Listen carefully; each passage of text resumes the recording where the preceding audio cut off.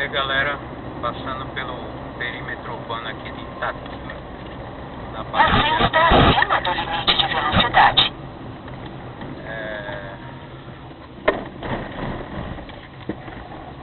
Esse trecho da BR-116 está razoável depois da duplicação.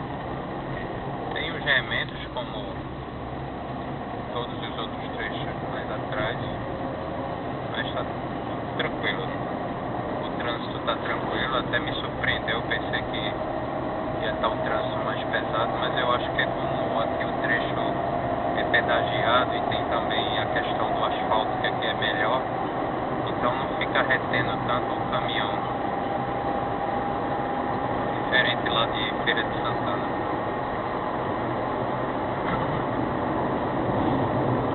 É isso aí, galera, fazendo mais uns videozinhos aí.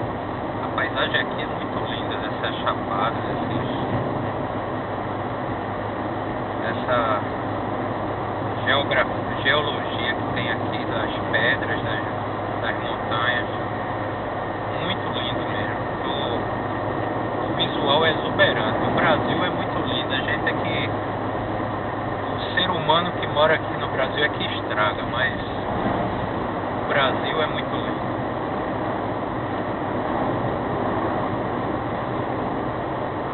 Parece que tem pedra aqui que parece que foi feita pelo homem. Então perfeitas são as formas, tá?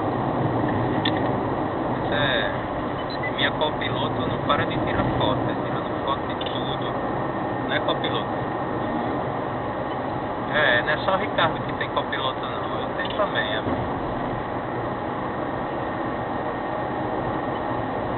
Muito lindo.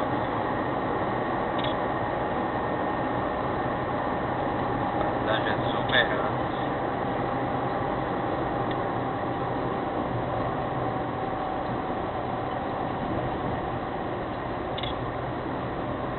É isso aí, galera.